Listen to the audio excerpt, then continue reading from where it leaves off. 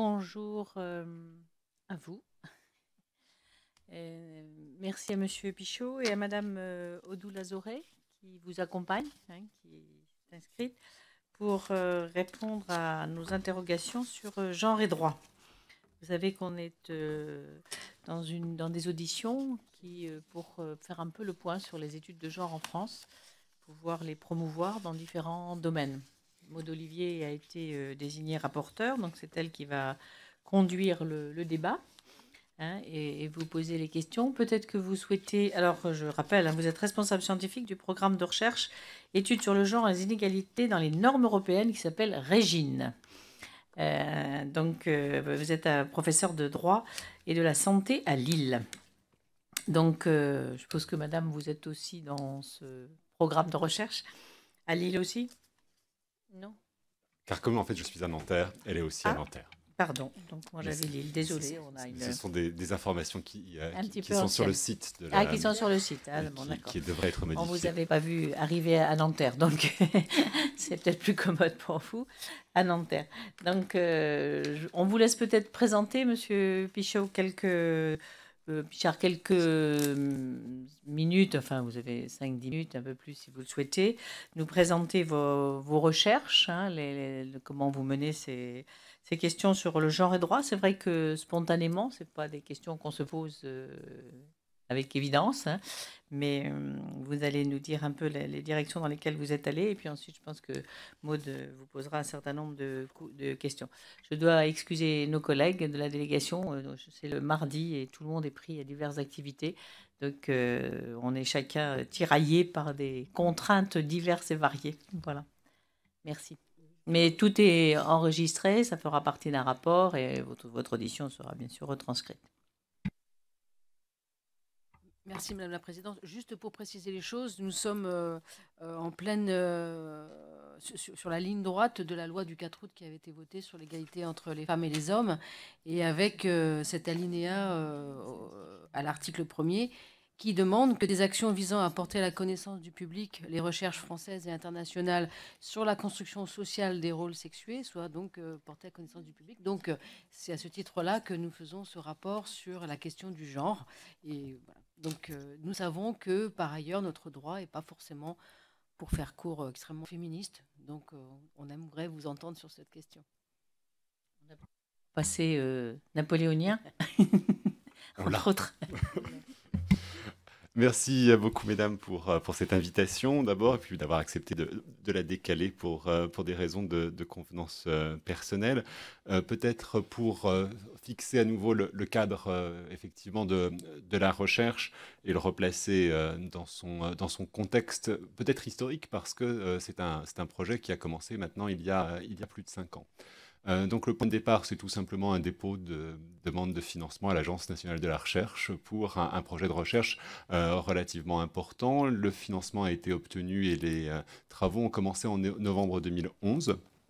Donc, il y a maintenant 4 ans et demi, et bien que le financement soit désormais épuisé, le projet continue parce que le groupe de recherche qui s'est constitué continue à travailler.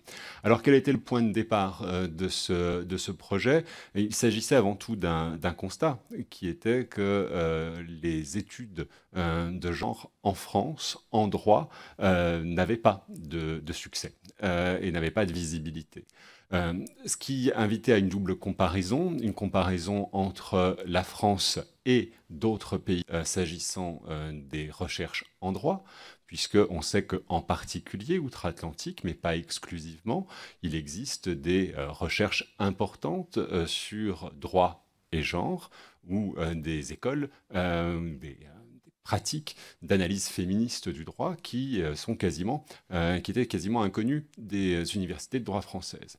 Et puis le deuxième constat, je dirais de comparaison interne, c'est que les questions de genre, les études de genre avaient connu un fort succès dans les sciences sociales, en tout cas les sciences humaines et sociales, une partie d'entre elles. On pense à l'histoire en particulier, à la sociologie, où là il y avait des travaux importants, mais pas de travaux de juristes. Donc le point de départ, c'est d'abord le constat d'un manque et d'une absence de mobilisation des chercheurs et chercheuses en droit en France en mobilisant le concept de genre. D'où le projet qui a donc cherché à la fois à faire connaître des travaux qui existaient à l'étranger.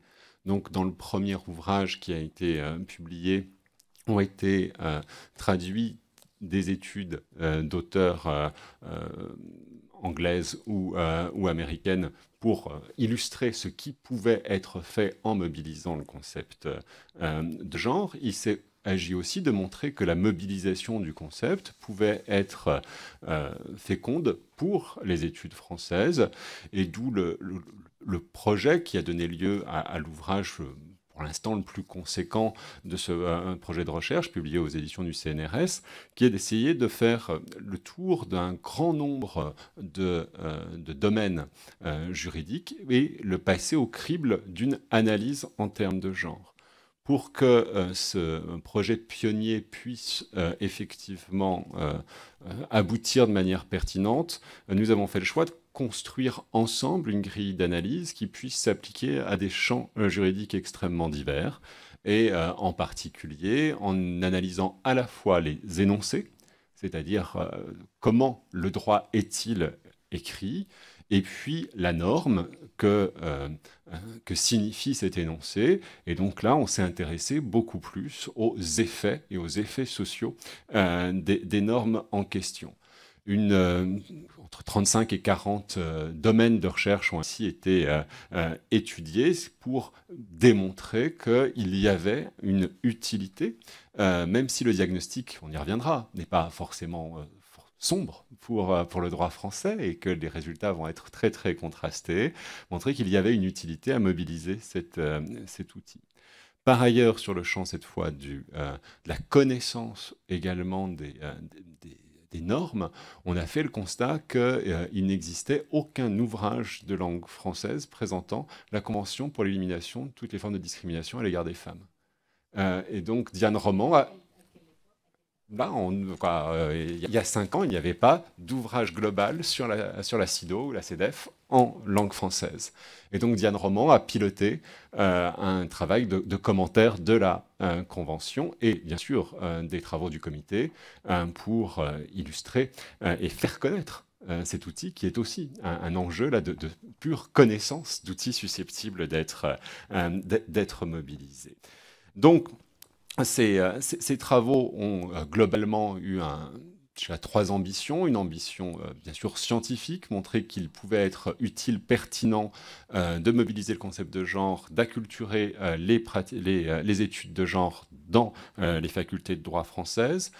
Également une ambition d'ordre plus théorique, à savoir réfléchir sur nos pratiques de juristes, notre positionnement théorique et épistémologique de juristes. On aura peut-être l'occasion d'y revenir. Il y a une très forte, pas un monopole, mais en tout cas un positionnement très fort d'un positivisme assez radical qui conduit à considérer que le juriste ne doit pas prendre position en tant qu'universitaire dans les débats contemporains. Donc montrer tout à la fois qu'on pouvait s'engager dans une démarche critique sans perdre en scientificité.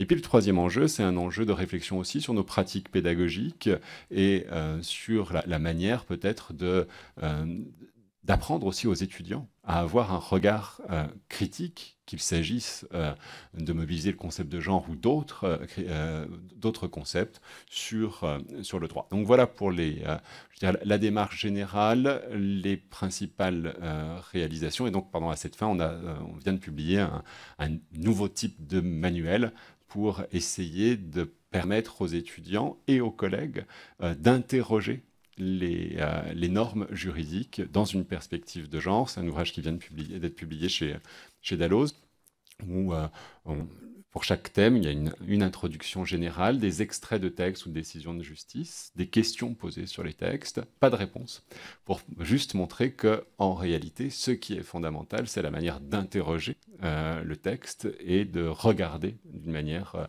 spécifique les énoncés ou les normes qui sont en cause. Donc il ne s'agit pas d'être dans une démarche dogmatique, mais dans une démarche critique pour susciter un regard différent sur les énoncés juridiques et les normes juridiques.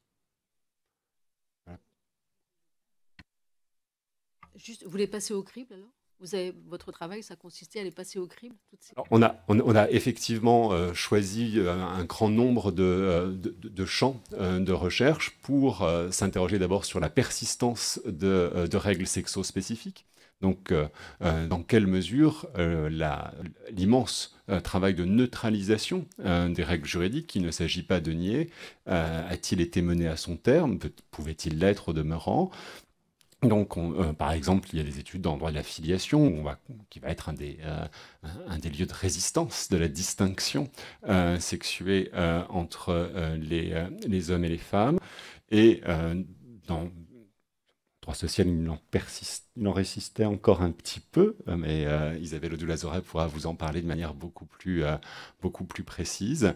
Et dans tout le champ où il n'y avait pas de sexospécificité des énoncés, notre travail a consisté à montrer que, malgré la neutralité de l'énoncé, il pouvait y avoir des effets sociaux très différenciés et que l'analyse juridique ne pouvait pas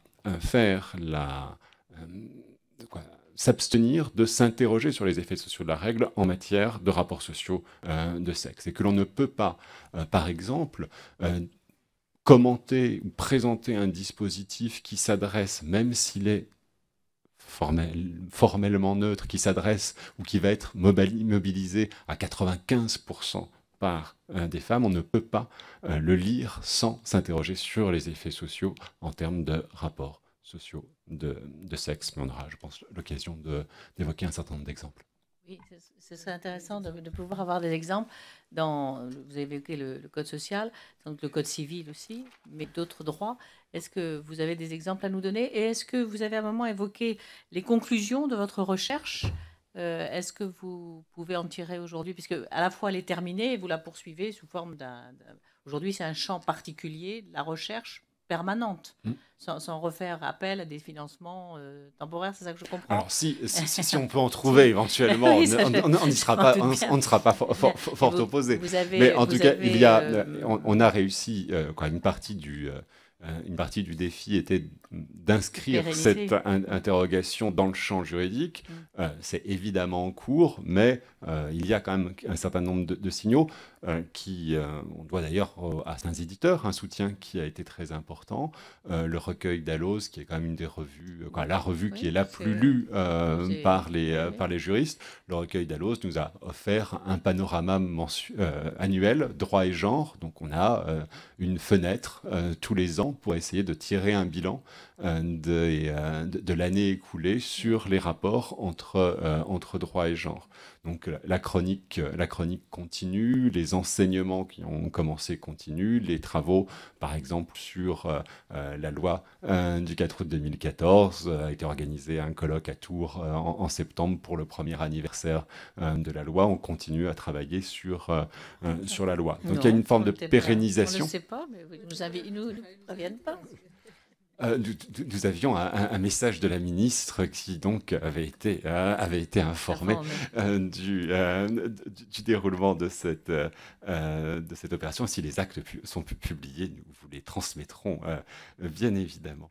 Donc les conclusions, de manière générale, je pense qu'on va plutôt procéder par exemple. De manière générale, les conclusions, elles ne peuvent être que nuancées parce que les dispositifs sont fondamentalement différents.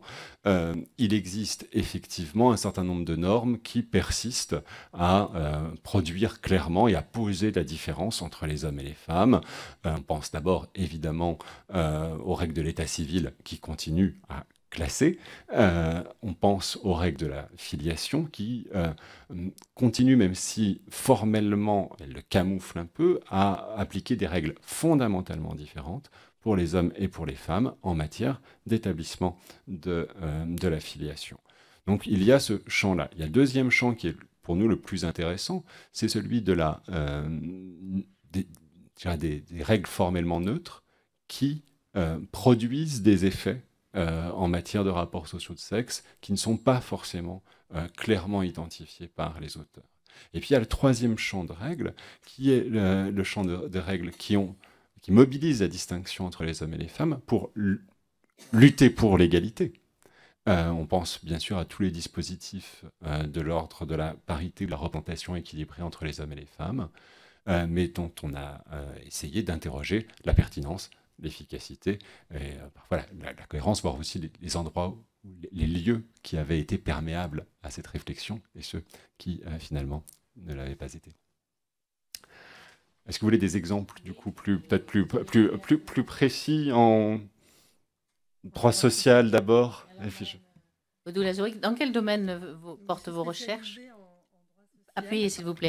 Je suis spécialisée en droit social, donc droit du travail principalement, plutôt que droit de la protection sociale. Et donc, à la faveur du programme Régine, j'ai conduit avec 2 collègues une étude consistant à analyser le code du travail, ses énoncés, au travers du prisme du genre. Et s'il est un code qui, sans doute, est le lieu des différents mouvements qui traversent les rapports entre le droit et le genre, c'est sans doute le code du travail. Pour l'essentiel, nous avons observé d'abord un pluralisme des énoncés sexospécifiques dans le code du travail, qui intègre donc des normes, des énoncés qui visent de manière expresse les salariés au regard de leur sexe. Donc ce sont toutes ces dispositions qui vont faire référence à salariés et eux, ou bien aux femmes, aux hommes, etc. Donc nous avons relevé comme ça plusieurs énoncés et plusieurs formes d'expression d'une appréhension des salariés au regard de leur sexe. La deuxième observation a été celle selon laquelle ces énoncés dits sexospécifiques véhiculent, pour nombre d'entre eux, des stéréotypes de genre, c'est-à-dire une certaine conception, représentation des rôles, comportements, situations associés à chacun des sexes. Certains que nous connaissions bien sûr en droit du travail, par exemple, le stéréotype de la femme physiquement vulnérable trouve encore une expression formelle dans les dispositions relatives au port des charges qui distinguent les charges maximales au regard du sexe des salariés. Un autre exemple, ce sont ces dispositions qui véhiculent...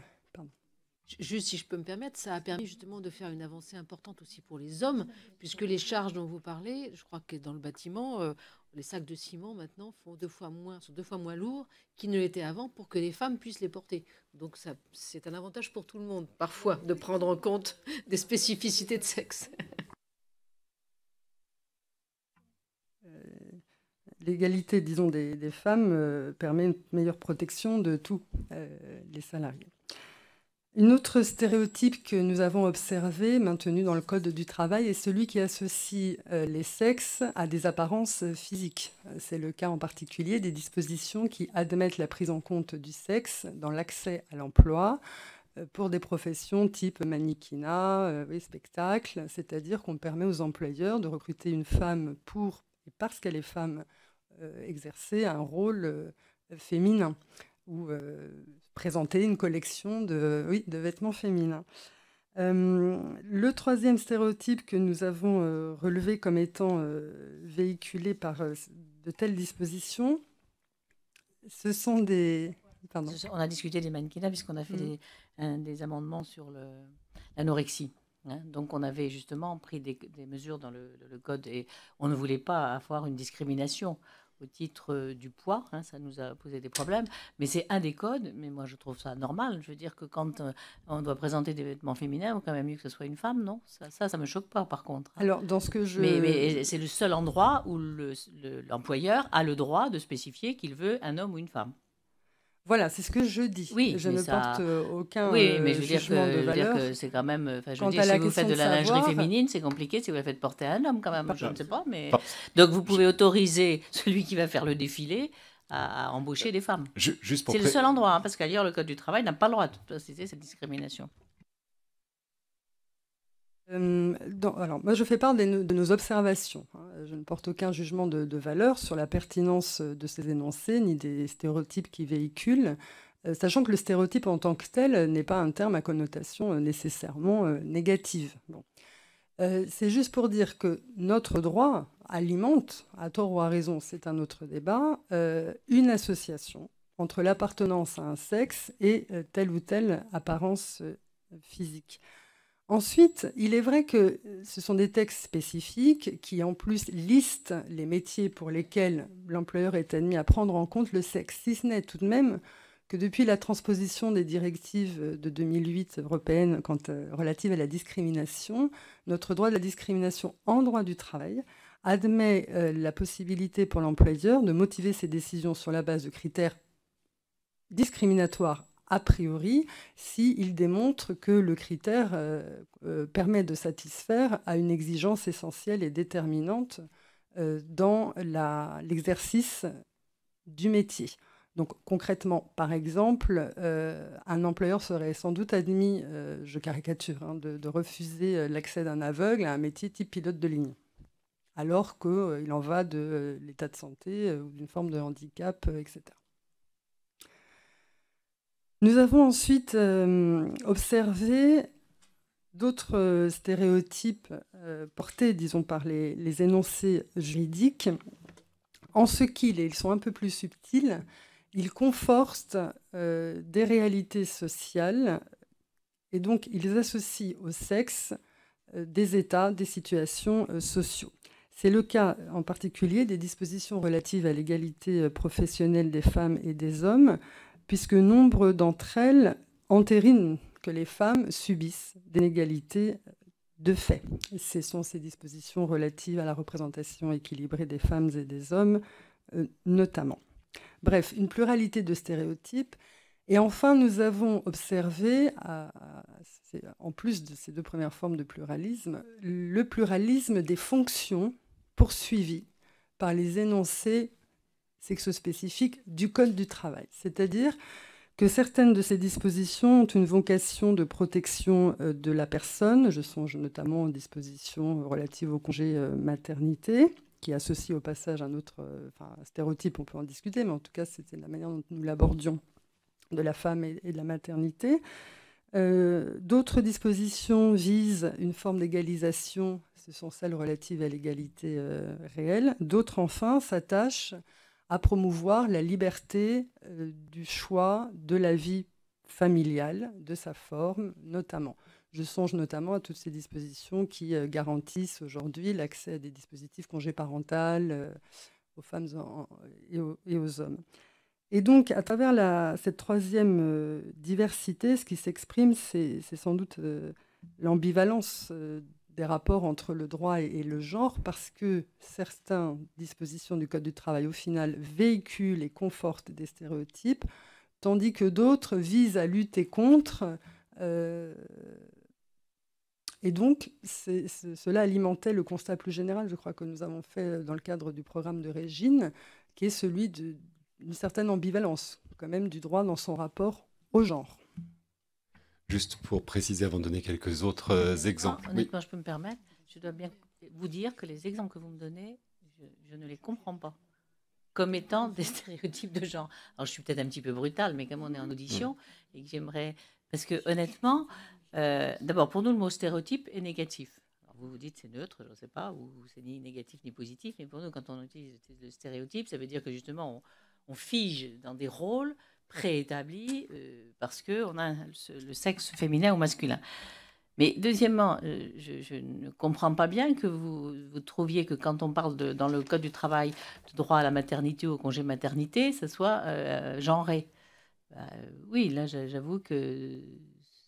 Je sais pas, oui, mais je sais pas. De même que tout à l'heure, de voir des mannequins féminins quand on veut prendre des sous-vêtements féminins ou des mannequins hommes quand on veut faire de la mode masculine, ne me paraît pas une discrimination passible de ce qu'on va mettre d'ailleurs dans le code de poursuite pour sexisme. Je vois pas votre nuance de démonstration. Juste avant de peut-être reprendre sur d'autres exemples, sur la démarche générale, toute une partie du travail consiste à dresser des constats et pas nécessairement d'être dans une démarche prescriptive. Non, mais c'est important.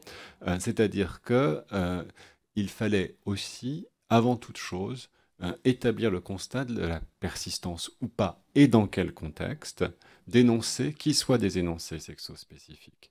C'est-à-dire que on dit, voilà, le droit est devenu neutre, vérifions où il l'est, où il ne l'est pas, et pourquoi il ne l'est pas.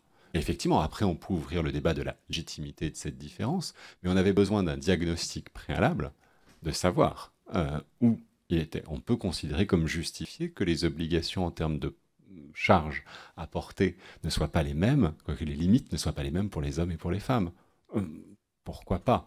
Mais on peut d'abord constater que les salariés ne sont pas placés exactement dans la même situation en fonction de leur sexe. Donc voilà, c'était juste pour préciser sur le sens du projet. Je reviendrai après sur un certain nombre de...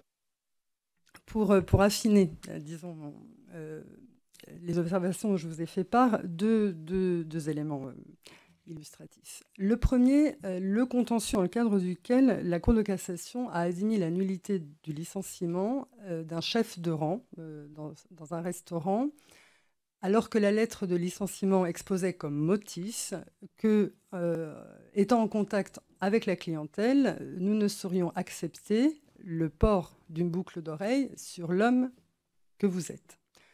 La Cour de cassation a considéré que par ce motif, l'employeur établissait une discrimination fondée sur l'apparence physique au regard du sexe. Il était donc reproché à cet homme, parce qu'il était homme, de porter une boucle d'oreille, sans être allé justement sur le terrain peut-être de la sécurité alimentaire. Vous voyez, il y avait des motifs objectifs possibles.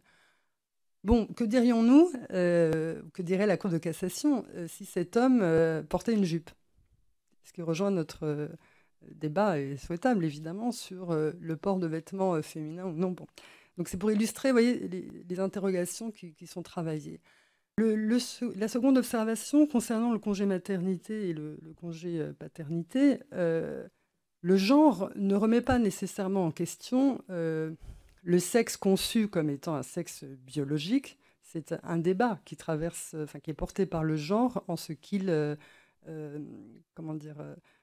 participe de la catégorisation des êtres humains en femmes et en hommes. Mais ce n'est pas sur ce débat que je me place lorsque j'indique que les dispositions relatives au congé maternité peuvent être lues comme une forme de stéréotype à l'œuvre. Ce que je voulais dire à ce sujet, donc je précise, ce n'est pas que ce serait un stéréotype que la femme accouche, c'est que la durée du congé maternité est quand même plus longue que celle du congé paternité. Alors on peut concevoir qu'elle soit plus longue, notamment parce qu'il y a la phase de grossesse et d'accouchement. Mais malgré tout, le temps dont dispose un père au titre du congé paternité rapporté au temps dont dispose la mère une fois l'enfant né n'est pas le même. Et de ce point de vue, certains lisent, à tort ou à raison, mais lisent cette différence de durée comme étant un marqueur du rôle nécessairement prépondérant de la femme dans l'éducation, bon, vous voyez, ou l'accueil, disons, d'un jeune enfant. Voilà, c'était sous cet angle-là. Pour aller sur mon terrain qui serait plutôt du côté du droit civil et en particulier du droit de la famille, je voudrais vous montrer effectivement différents types d'analyses. Pour revenir au corps, si je puis dire, la distinction de la maternité et de la paternité. Formellement, le Code ne fait pas en matière d'établissement non contentieux de la maternité et de la paternité. La maternité et la paternité ne sont pas la summa divisio, c'est pas la division principale d'actes en matière de filiation. On va lister les modes d'établissement, effet de la loi, reconnaissance, possession d'État, sans distinguer entre les hommes et les femmes.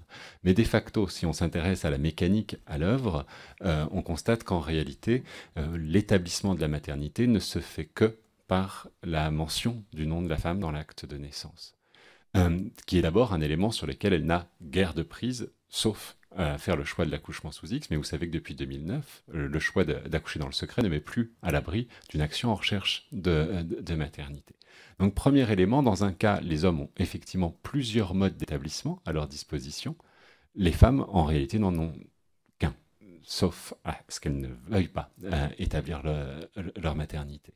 Et puis, si on s'intéresse à ce qui, du coup, conduit à établir la maternité ou la paternité, dans les deux cas, il s'agit d'éléments biologiques. C'est-à-dire que la filiation au droit français, elle est fondée en biologie. Mais on constate qu'elle est fondée en biologie différemment pour les hommes et pour les femmes. L'accouchement pour les femmes et les gamètes pour les hommes. Alors on peut dire, oui, mais il y a bien une donnée biologique objective. Les femmes portent et accouchent, certes, mais les femmes donnent aussi leurs gamètes. Or, l'apport génétique des femmes dans la naissance des enfants est totalement invisibilisé dans le Code civil. Les femmes n'ont pas de gamètes dans le Code civil. Ça n'est pas le critère qui va permettre d'identifier, par exemple, une mère au titre d'une action en recherche de maternité. Cette donnée-là est absente. Donc ça pourrait être, on aurait pu les fonder également. On pourrait dire le père et la mère sont les auteurs génétiques de l'enfant. Ça n'est pas le cas. On dit la mère est celle qui accouche. L'objet de la preuve dans l'action en recherche de maternité, c'est l'accouchement. Alors, bien sûr, on peut dire que ça n'a pas beaucoup d'importance, qu'en général, les deux sont unifiés, mais on sait aussi que les deux, l'affirmation a été faite très explicitement dans les textes, au moment même où on savait scientifiquement parfaitement distinguer les deux aspects de la maternité, à savoir la dimension gestation et la dimension génétique. Donc, vous voyez, typiquement, là, on a un constat. On peut dire que ça peut très bien se justifier, parce que derrière, c'est la question de la gestation pour autrui qui se pose, puisque c'est qui va être la mère en cas de dissociation effectivement de ces deux fonctions. Il ne s'agit pas de porter un jugement de valeur, il s'agit de constater qu'il y avait une autre solution possible et qu'elle n'a pas été adoptée. Et ça a été souvent notre méthode, en se demandant, y a-t-il un choix du droit ? Y a-t-il un choix du producteur de la norme ? Et pour savoir s'il y a un choix, il faut savoir s'il y a une alternative. Juste pour revenir un peu avant, parce que je serais sûre de comprendre, on ne peut pas refaire de recherche en maternité ? On fait une action en recherche de maternité, mais l'objet de la preuve à rapporter, c'est de savoir qui est la femme qui a accouché. Donc, c'est pas du tout la tendance, parce que alors, pendant longtemps, on a considéré que on pouvait historiquement considérer que la preuve de l'accouchement était en réalité la preuve de l'apport génétique, tant qu'on ne pouvait pas dissocier les deux. Mais au moment où techniquement on a su dissocier les deux, l'apport génétique et la gestation, on a fait clairement le choix de dire que la mère est celle qui accouche. Donc c'est l'identification par l'accouchement. Alors l'accouchement dans le secret, le secret de l'admission et de l'identité sont toujours accessibles, hein, effectivement. Simplement, elles ne sont plus un obstacle définitif à l'action en recherche depuis 2009. Les différents modes d'établissement de la filiation pour les hommes. Vous dites qu'il y a plusieurs modes. La présomption de paternité, donc automatique, sans manifestation de volonté autre que celle qui a été enregistrée au moment du mariage. On a pu considérer que le mariage était une sorte de consentement à l'accueil et au rattachement des enfants à naître de son épouse, la reconnaissance volontaire et la possession d'État. Jusqu'en 2005, donc le fait, pendant la possession d'État, donc le fait de se comporter comme le père. Alors, marginal, c'est extraordinairement marginal, et en réalité, ça n'a de pratique que pour des établissements post-mortem, c'est-à-dire ce sont des personnes qui se sont comportées comme les parents sans établir le lien, et les enjeux sont essentiellement des enjeux successoraux. Mais vous voyez qu'il y a en revanche, les deux autres modes se partagent maintenant. La reconnaissance est majoritaire, puisque la majorité des enfants naissent hors mariage, mais il y a un véritable partage. Cette répartition, elle était identique pour les hommes et pour les femmes jusqu'en 2005. Jusqu'en 2005, les femmes en mariage n'avaient pas à reconnaître leur enfant, alors que les femmes non mariées devaient reconnaître leur enfant. Donc on avait exactement la même articulation. En mariage, automaticité de l'établissement. Hors mariage, nécessité de la reconnaissance. Et en 2005, au prétexte du risque d'une condamnation par la Cour européenne des droits de l'homme pour une différence de traitement entre les femmes, selon qu'elles étaient mariées ou pas, certaines ayant à reconnaître quand d'autres n'en auraient pas besoin, on a donc unifié le statut des femmes. Donc désormais, l'accouchement suffit en mariage et hors mariage. Mais du coup, on a disjoint le sort des hommes et celui des femmes, puisque jusqu'à présent, on est dans une parfaite symétrie. Si on assimile l'un à l'autre, en fait, on perd la symétrie. Et là où on voit que ce n'est pas historique, c'est au contraire, on a rabattu, il y a un mouvement général pour quand même rabattre la maternité sur le fait biologique de la gestation et de l'accouchement. Et donc ça n'est pas hérité de 1804, je dirais, on est vraiment sur un phénomène. Donc là, on est dans des persistances de sexospécificité, donc de différences, qu'on interroge pour voir s'il y avait d'autres solutions. Notre objet est en général pas de trancher, mais plutôt de montrer qu'il y a eu un choix des producteurs de normes. Le deuxième exemple que je voudrais prendre, c'est des hypothèses de textes qui semblent totalement neutres, qui ne font pas de différence entre les hommes et les femmes, donc qui sont tout à fait révélateurs du mouvement général qui a été celui du droit et du droit civil en particulier. Exemple, les règles pour attribuer la prestation compensatoire en cas de divorce. Vous avez une série de critères qui sont posés, que le juge est invité à prendre en considération pour accorder une prestation compensatoire.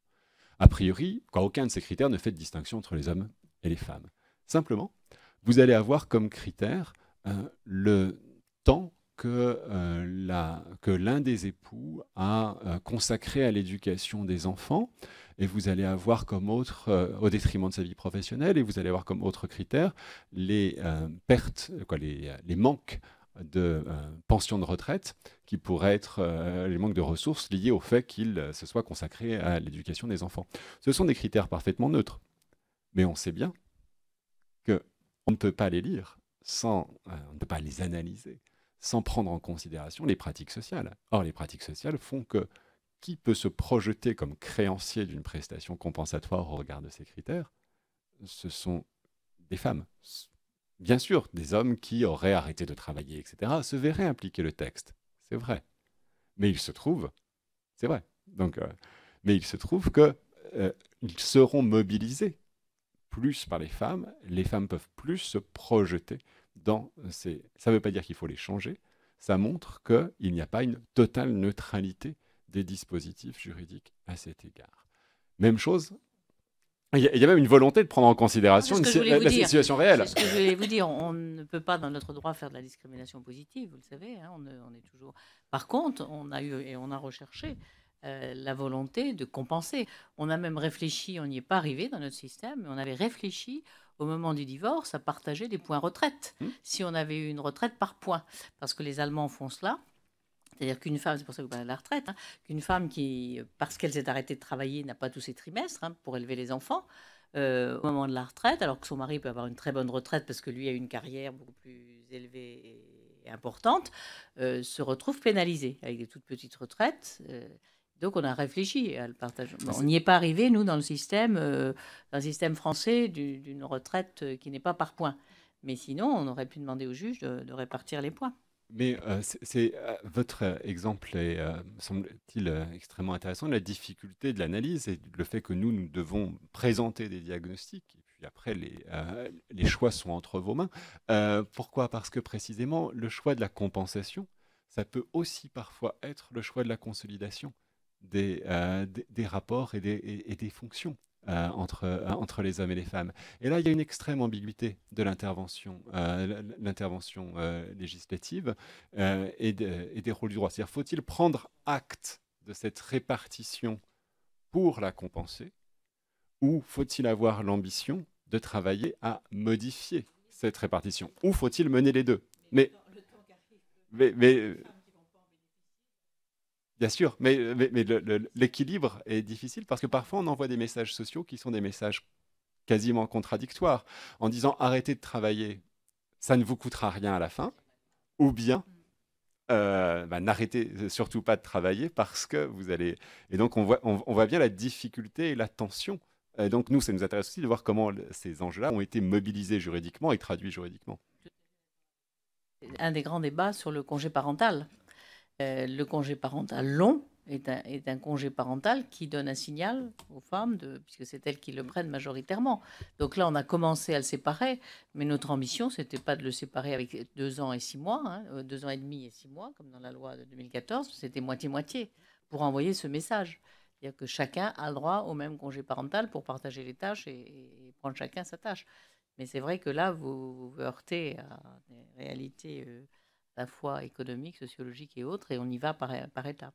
Mais tout à fait d'accord avec vous, que par moment, en prenant des textes, on envoie des messages qui ne sont pas ceux qu'on souhaite, ou qui sont certains en Que plus certains vouloir, souhaitent probablement. certains souhaitent. Mais effectivement, la prendre en considération, et c'est très vrai en droit social aussi, prendre en considération la réalité telle qu'elle est, pour essayer de compenser ou essayer de la transformer, ce ne sont pas du tout les mêmes, ce sont pas du tout les mêmes démarches, et l'équilibre entre les uns et les autres est difficile.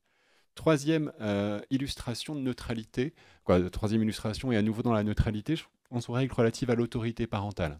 On va toujours rester sur des choses, vous voyez, peut-être très évidentes, mais où là, vous n'avez pas de critères qui soient directement, là, à nouveau, des critères de distinction entre les hommes et les femmes sur les critères que le juge est invité à prendre en considération pour fixer la résidence habituelle de l'enfant, à part, on pourrait en rediscuter, la référence faite aux violences qu'un conjoint, donc un conjoint aurait pu être victime, qui, là encore, est neutre, mais qui est statistiquement extrêmement marqué, extrêmement significatif. On a d'ailleurs publié là, un petit ouvrage sur les violences faites aux femmes et l'analyse juridique et judiciaire des dispositifs en question. C'est un des aspects du programme de recherche. Et la question qu'on peut se poser à ce stade-là des opérations, c'est de savoir comment est gérée cette neutralité. Et on voit, et de s'interroger aussi sur les techniques qu'on a pu utiliser pour résoudre une difficulté juridique. J'essaye d'être clair. Pour pacifier, et ça paraît une bonne idée, les rapports entre les époux ou entre les parents, on a favorisé les accords. Favoriser les accords, a priori, c'est une très bonne idée. Mais favoriser les accords, on sait que les accords, c'est aussi un lieu, un réceptacle particulièrement favorable au maintien de répartitions telles qu'elles existaient. Et d'ailleurs, je vous ai dit que les critères étaient extrêmement neutres, mais de l'article, des textes relatifs à l'autorité parentale. Mais par exemple, on va considérer que le juge doit avoir égard aux pratiques antérieures, par exemple. Les pratiques antérieures, ça va être très souvent, lorsque le couple était uni, une répartition inégale, on le sait statistiquement, de la charge des enfants. Et donc, on invite finalement le juge à faire persister cette charge sur les femmes, lors même que tout a changé, puisque le couple s'est séparé et que les conditions économiques des uns et des autres peuvent être profondément bouleversées. Donc tout à la fois, vous avez des critères qui sont des critères qui finalement peuvent orienter en réalité en fonction de l'un ou l'autre des parents au sens de la continuité de la pratique qui était jusqu'alors suivie alors que tout le reste du contexte a changé. Vous avez par ailleurs une faveur pour les accords qui peut très souvent être une faveur pour la persistance des répartitions antérieures. Et on constate donc que l'existence d'une on a pu qualifier de verrou, c'est-à-dire des hypothèses de règles fondamentales, la primauté de l'accord entre les parents, qui rendent difficile de repenser les répartitions des fonctions. Et par exemple, on constate systématiquement une opposition à dire le principe en matière de résidence habituelle, c'est 50-50. Poser le principe de la résidence alternée. Tout de suite, on vous répond, ça n'est pas possible. Tout de suite. Quand on dit, voilà, ils vont poser dans la règle, la règle, ce sera la résidence alternée, point. Et là, on vous dit tout de suite, non, ça n'est pas possible. Ça n'est pas possible parce que s'ils habitent... Oui, mais qu'ils se justifient. Et l'idée de poser un principe, par exemple, d'égale charge des enfants, à charge pour celui qui ne voudrait pas ou ne pourrait pas l'assumer, d'expliquer pourquoi cette règle est impossible, modifierait profondément les interrogations, parce qu'on voit très systématiquement des couples qui laissent perdurer une répartition sans s'interroger fondamentalement sur la place des uns et des autres. C'est un sujet qui est revenu plusieurs fois en débat, récemment d'ailleurs. Je me permets de vous dire que dans la prise en compte, c'est l'intérêt supérieur de l'enfant. Ce n'est pas la répartition des sexes, des charges, des rôles.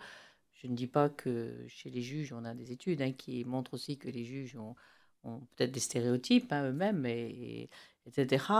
Il y a aussi les demandes des deux parents, mais il y a aussi ce que nous disent un certain nombre d'études, alors que là, qui ne sont pas juridiques, mais plutôt de d'autres domaines, sur la santé de l'enfant et sur Alors, son équilibre. sur l'intérêt supérieur de l'enfant, j'entends bien sur la garde alternée et les difficultés, mais sur l'intérêt supérieur de l'enfant, typiquement, on est en présence d'une norme juridique qui porte les valeurs qu'on veut lui faire porter. Et par ailleurs, on est dans un dispositif juridique qui donne la faveur à l'accord. Or, je veux dire, l'homologation par le juge, elle ne va pas donner lieu à une pesée extrêmement fine de l'intérêt supérieur de l'enfant. On le sait. Et donc, en réalité, bien sûr, le critère principal, c'est l'intérêt supérieur de l'enfant, j'entends bien.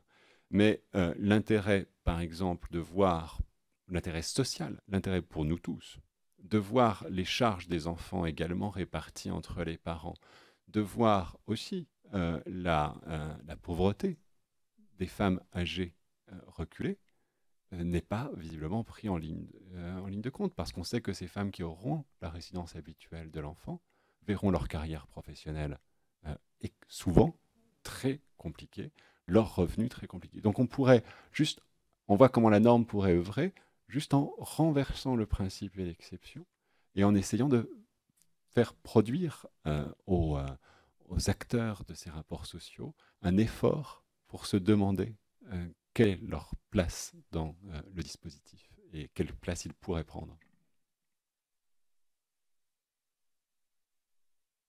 C'est intéressant de votre approche, parce qu'on le voit quand ce sont des sujets dont on a déjà beaucoup discuté, hein, le congé parental, le droit du travail, on en a discuté récemment, pour voir comment il est... notre aspect de la délégation des droits des femmes, c'est comment il est favorable aux femmes.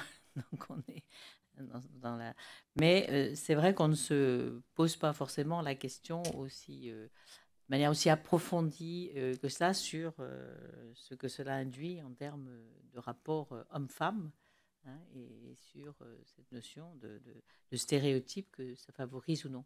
C'est vrai que la manière dont vous l'analysez, vous très en profondeur, hein, montre qu'on peut avoir encore du chemin, y compris dans nos études d'impact. Donc vous pourriez nous aider à les approfondir dans ce domaine-là, parce que nous ne les trouvons pas suffisantes. Là, pour le coup, effectivement, la balle est entre vos mains. Je crois que pour améliorer la production législative, améliorer effectivement les études d'impact et essayer de se projeter sur les effets sociaux de la règle. On voit bien que ça faisait partie des ambitions de la loi de 2014, dans l'idée de l'approche intégrée, que dans toutes les politiques publiques, on s'interroge sur les effets en termes de rapports sociaux de sexe des textes qui soient adoptés. Mais il faut effectivement aller assez loin et avoir le réflexe de se le poser peut-être systématiquement, parce qu'il y a des questions où on va dire non, mais finalement le critère c'est l'intérêt supérieur de l'enfant, très bien, mais allons voir tout de même ce que cela porte, ce que cela implique derrière, concrètement dans la situation des uns et des autres, étant entendu que cette interrogation, elle n'a pas pour objet de donner plus à la moitié de la population qu'à l'autre, mais de réinterroger effectivement globalement les rapports. C'est difficile aussi pour un homme, on le sait, de prendre un congé parental. Je veux dire, même un homme qui le désirerait est lui aussi enserré dans ces stéréotypes de genre qui ne sont pas des prisons que pour les femmes, mais aussi pour les hommes. Moi, je vais être obligée de quitter à 18h30. On a parlé là de deux codes. Vous avez dit que vous avez analysé l'ensemble des codes ou pas? Est-ce que vous avez des exemples dans d'autres domaines? Alors, on a travaillé donc sur tous les aspects, je dirais, de droit public en matière de représentation politique, et également on a travaillé en droit commercial sur les questions de représentation, sur le statut de la femme du commerçant, par exemple. On a travaillé en droit fiscal sur la question du foyer fiscal. Vous savez que, par exemple, l'idée de foyer fiscal a donné lieu à une condamnation par le juge constitutionnel italien qui a considéré qu'il y avait une dimension inégalitaire entre les hommes et les femmes. Donc il y a toute une interrogation de la part de nos collègues fiscalistes sur un moyen, la manière de repenser peut-être la règle fiscale pour qu'elle n'ait pas cet effet peut-être des incitatifs au travail qu'il peut y avoir, avec l'idée du foyer fiscal, avec toujours la même interrogation de l'unité du foyer en même temps que l'on veut prendre en considération. Non, là-dessus, non. Je me permets de vous renvoyer à notre rapport, si vous voulez l'avoir, sur le quotient conjugal. Et nous, le souhait que nous avons de supprimer le quotient conjugal et de dire que chaque individu devant l'impôt doit être unique. Ça n'est pas aux impôts de définir si on est marié, pacsé, vivre en union libre ou vivre en ce que l'on veut. Et donc, que chacun déclare ses impôts. D'ailleurs, mais on a fait un rapport sur le sujet, hein, mais on va essayer de revenir là, dans la prochaine loi fiscale sur le sujet. Alors, c'est un peu un bouleversement, hein, parce que ça bouscule des intérêts importants dans les familles où la monoactivité ou alors l'activité de l'un des conjoints est beaucoup plus forte que l'autre. Hein. Mais pour nous, c'est effectivement... Mais typiquement, ce qu'on constate, c'est que ça devient une question politique, mais ça a eu beaucoup de mal à émerger comme question juridique, c'est-à-dire comme interrogation en termes d'égalité entre les hommes et les femmes, de possibilité de l'interroger. On voit que ce sont des interrogations qui ont prospéré dans d'autres pays. Et voilà, la France est restée tout à fait à l'écart de cette interrogation. Et puis, il y a aussi beaucoup de travaux en droit pénal. Parce que la matière pénale est effectivement extrêmement sensible à ces interrogations, à la fois à travers l'incrimination de viol. Et donc, un des membres de l'équipe a travaillé sur vraiment la qualification de viol, et de manière générale sur les violences sexuelles et sur les questions de harcèlement. Donc, j'essaie de faire le tour de ce qu'on a étudié. Bon, par ailleurs, on a travaillé spécifiquement sur les violences conjugales et sur leurs aspects tout à la fois en droit civil et en droit pénal. On a réfléchi aussi sur la prostitution, on a réfléchi sur l'espace public.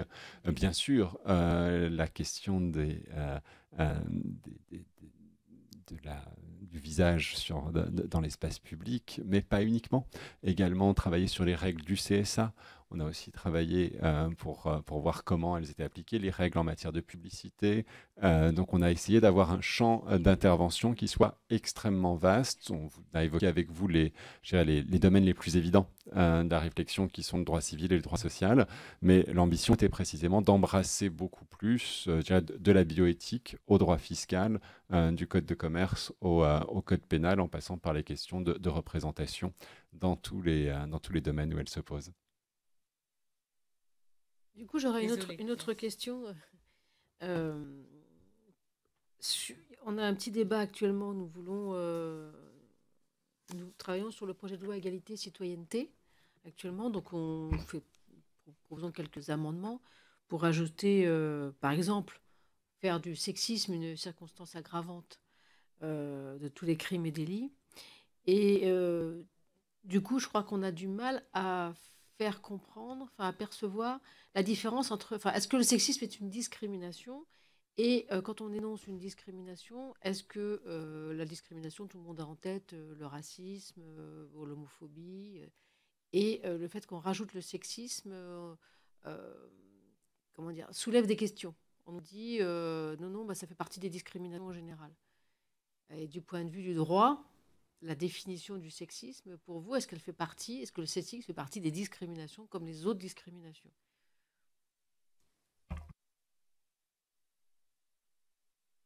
Comme élément à votre réflexion, et notamment lié à l'introduction dans le Code du travail de l'interdit du sexisme qui a fait son apparition dans notre Code récemment à la faveur de la loi dite Rebsamen.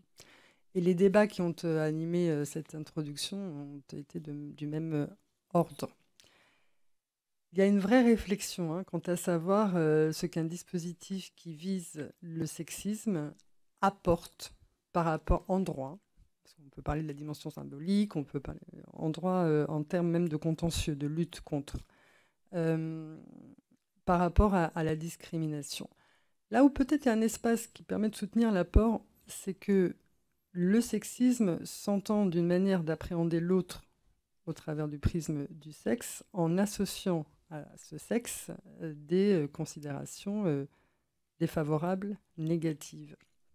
Cette dimension-là du rapport au sexe qui est véhiculée par le sexisme n'est pas en tant que telle prise en charge par le droit de la discrimination, enfin de la non-discrimination, en droit du travail interne, qui vise comme critère le sexe, point. Et les juges, à ce jour, n'ont pas été jusqu'à intégrer, vous voyez, sur le critère du sexe, les comportements qui visent le sexe, mais de manière...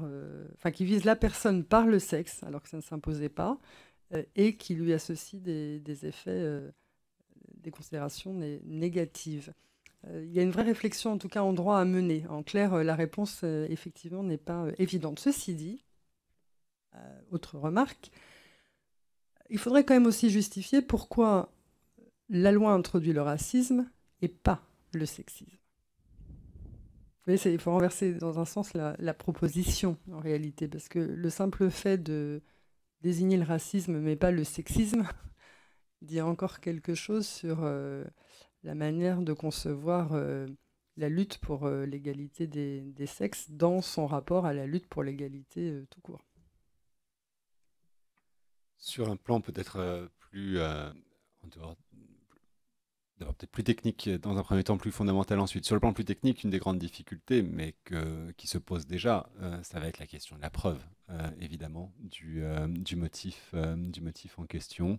Il ne faut pas nécessairement que ce soit un frein, mais il ne faut peut-être pas non plus nourrir des espoirs de condamnation extrêmement nombreux en raison probablement de la difficulté à rapporter la preuve que, puisque c'est une logique de circonstances aggravantes, que l'acte a été commis en particulier en raison de telle ou telle appartenance ou réelle ou supposée. Sur le plan plus fondamental, évidemment, il y a la question de la possibilité donc, de mobiliser, mais la question de dire, effectivement. Et on sait qu'il y a un espoir qui est souvent nourri qu'en en plaçant les choses dans la loi, on favorise la mobilisation sur la question. Je crois qu'à la fois, ça peut perturber parfois les catégories des juristes et ça peut être extrêmement pertinent. Je donnerai comme exemple quelque chose qui est perturbant et qui finalement est probablement efficace. C'est une autre circonstance aggravante dans matière pénale s'agissant de l'existence d'un lien conjugal. C'est-à-dire le fait que le viol ait été commis par le conjoint est une circonstance aggravante. En réalité, en droit pénal classique, on peut être très perturbé. Parce que pourquoi serait-il plus grave de commettre ce crime sur son conjoint que sur autrui? Donc, finalement, sur ce qu'on appelle la dimension expressive du droit pénal, c'est-à-dire le droit pénal dirait ce qui est plus grave, on peut rester un petit peu perplexe. Or, on voit néanmoins que ce choix a permis, de dire d'abord que le comportement était répréhensible aussi dans le couple, et qu'en réalité, la verbalisation avait un effet en réalité pour montrer l'existence même de l'infraction. Et puis, les recherches ont montré que souvent, on n'avait qu'un seul acte éventuellement qu'on arrivait à saisir, et que derrière, il y en avait d'autres. Mais ça montre que la méthode législative ici n'était peut-être pas la bonne, mais elle produit des effets. C'est-à-dire que peut-être que ce qu'on n'arrive pas à saisir pénalement, par exemple, dans le cas des relations conjugales, c'est la situation d'emprise. Et on essaye, à travers les circonstances aggravantes, de s'approcher de quelque chose. Donc, sur le sexisme, je pense qu'il y aura des réticences très fortes sous l'angle technique, mais parfois, il faut savoir aussi effectivement aller outre les résistances techniques si on espère que ça produira un message social efficace. Parce que le droit est aussi un discours. Donc, il y a effectivement la dimension à la fois c'est aussi un véhicule de discours, un discours et un véhicule de message. Donc à la fois, il y a la dimension efficace, pertinente dans les catégories techniques, et puis la dimension plus communication expressive, etc. Et sinon, comment les études de genre à travers le droit pourraient être soumises à ceux qui font les lois, par exemple, donc aux législateurs et législatrices que nous sommes. Comment vous verriez cette étude d'impact voilà, que nous pourrions, à travers quels moyens on pourrait donc demander systématiquement peut-être qu'il y ait cette étude d'impact alors peut-être à des associations, mais est-ce que ça pourrait pas non plus être traduit dans la loi de dire que quand on crée une nouvelle loi ou quand on en modifie une, il faut regarder quel est l'impact justement sur le genre, sur l'égalité femmes-hommes, pour pas dire genre tout le temps. D'abord, effectivement, peut-être pour éviter les ambiguïtés que charrie le terme de genre entre le genre comme système de bicatégorisation et d'articulation des rapports sociaux de sexe, et puis le genre entendu comme une caractéristique des individus. On sait qu'il y a beaucoup, beaucoup d'ambiguïtés à cet égard. Donc peut-être qu'il faudrait éviter de mobiliser dans la loi le concept, sauf à le définir précisément, au risque sinon de s'exposer à des interprétations assez malencontreuses. Comment procéder? Je crois qu'on peut dire qu'il faut procéder, mais peut-être qu'il faut le faire d'abord. C'est-à-dire qu'il me semble que les producteurs de normes pourraient s'interroger plus, mobiliser effectivement à la fois le tissu associatif, mais aussi universitaire qui travaille sur ces questions pour essayer d'améliorer la réflexion collective sur les enjeux en termes de rapports sociaux de sexe de tous les textes. Bien sûr, il pourrait être imposé que les études d'impact fassent systématiquement mention des effets du texte envisagé sur les rapports sociaux de sexe. Est-ce que ça sera fait? Quand je dis, la vraie question, c'est l'efficacité, la sanction, la qualité. Parce que si c'est pour dire en 3 lignes que ça ne changera pas grand-chose, ou ça n'est pas nécessairement un élément fondamental.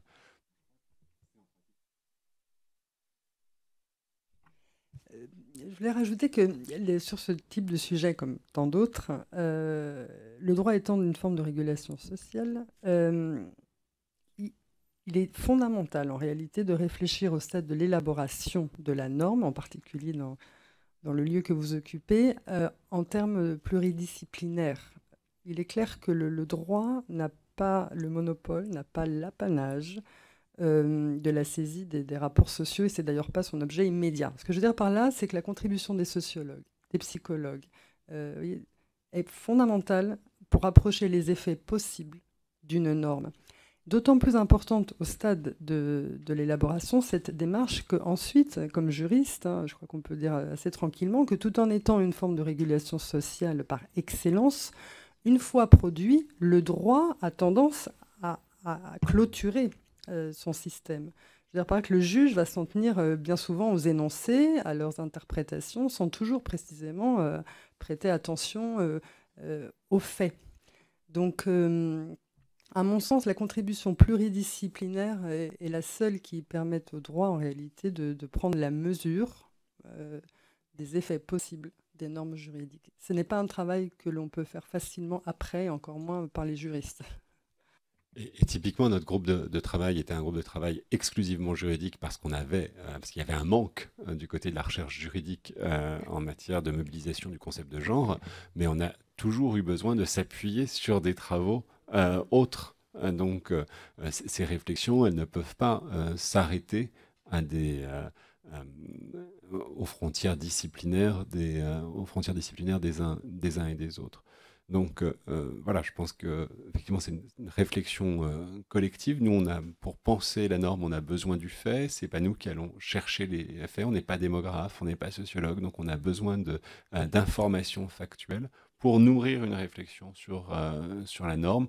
On a des aptitudes après techniques pour voir comment ça s'articule, ce qui pourrait être les verrous qui bloquent, qui empêchent, ce qui pourrait définitivement empêcher une modification, ou ce qui au contraire est une sorte de faux obstacle. Mais c'est en mobilisant ces connaissances très diverses que vous pourrez mesurer efficacement les effets possibles de la norme. Mais d'ores et déjà, sans avoir à l'inscrire dans la loi, les études d'impact pourraient être enrichies de ces interrogations.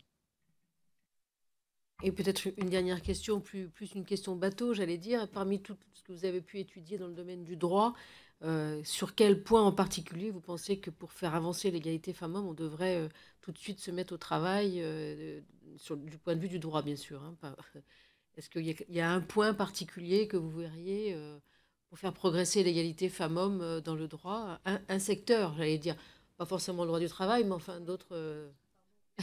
Rire, c'est que l'égalité professionnelle, enfin vous le savez mieux que moi, bon, est un défi de chaque jour, y compris sur le terrain juridique. Bon, notre droit du travail, en tout cas, n'a pas manqué d'œuvrer dans ses techniques, dans ses règles, en faveur de l'égalité professionnelle. S'il est, à mon sens, mais vraiment un angle qui peut-être n'a pas été jusqu'à maintenant suffisamment déployé par le droit français, alors qu'il s'exprime davantage au niveau européen et international, et qu'il est balbutiant en réalité, embryonnaire en droit français, mais peut-être faudrait-il l'accompagner par des textes plus précis.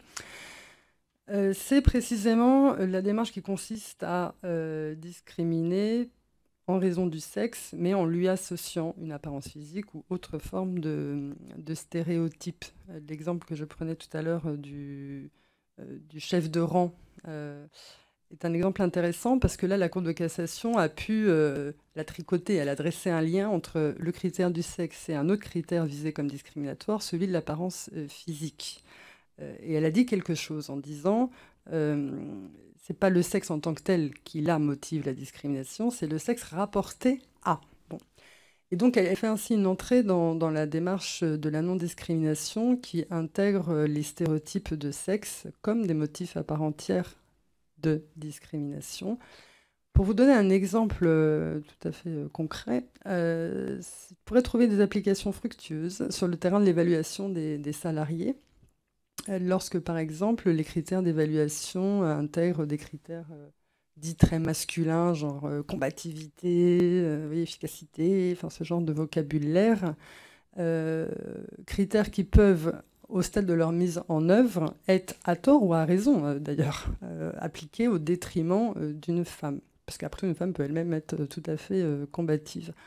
Bon, c'est un exemple, hein, mais je crois qu'en matière d'égalité professionnelle, il reste encore à la norme juridique de donner et de fournir des outils pour que les juges, mais les RH, enfin, etc., puissent mieux appréhender eux-mêmes, vous voyez, ce type d'enjeu, c'est-à-dire la lutte contre les stéréotypes, en fait. La jurisprudence joue un rôle considérable. Alors, c'est-à-dire, la jurisprudence suppose le contentieux. Donc, en pratique, vous savez sans doute, mais bon, il est très rare que les salariés s'y collent. Et quand ils le font, bon, il est très rare encore qu'ils aillent jusqu'à la Cour de cassation. Mais il suffit d'une décision de la Cour de cassation de cette ampleur pour qu'un message soit délivré et entendu de pratiquement tous les praticiens du droit du travail. L'exemple là du chef de rang, ce n'est pas un exemple, c'est même la seule illustration à ce jour de la démarche. Mais elle a été diffusée, vous voyez, de telle sorte qu'il y a une vraie sensibilisation possible et il y a une forme de dissuasion aussi qui est ainsi mise en œuvre. Donc en clair, la force du droit n'est pas seulement dans la possibilité de s'en saisir de manière contentieuse en termes quantitatifs. Vous voyez, c'est aussi la possibilité de susciter par des juges des précisions, des interprétations du droit qui délivre des messages par une décision, mais qui se suffit à elle-même, d'une certaine manière. Écoutez, merci beaucoup de toutes ces informations. Et écoutez, nous sommes très attentifs, effectivement, à pouvoir expliquer ce que toutes ces études de genre peuvent apporter à notre connaissance et à notre compréhension de la société dans laquelle on vit. Donc, nous avons encore d'autres auditions à faire dans le domaine du genre et de la santé, par exemple. On sait aussi la discrimination dont sont victimes les femmes dans le domaine de la santé. Donc, voilà à peu près. Et on a déjà entendu aussi beaucoup d'universitaires sur les études de genre. Donc, notre rapport devrait sortir en septembre. Fin septembre. Il y aura aussi, bien sûr, le budget de genre aussi, qui est un élément fondamental aussi par rapport à ça. Écoutez, merci beaucoup. Merci à vous et écoutez, bonne continuation sur vos travaux. En tout cas, j'espère que vous aurez des pérennisations de budget parce qu'on l'a entendu à chaque fois qu'on a auditionné. d'autres spécialistes de ces questions d'études de genre. Ils ont toujours un petit problème de pérennisation de budget. Des collègues de la région parisienne en particulier, il y a effectivement des inquiétudes liées au manque de crédit, en particulier pour l'Institut Émilie du Châtelet, qui était un espace vraiment de réflexion pluridisciplinaire sur les questions d'égalité entre les femmes et les hommes et les questions de genre. Et là, l'inquiétude, elle est extrêmement forte de la pérennité d'une institution qui pourtant avait une forte visibilité et qui fonctionnait bien.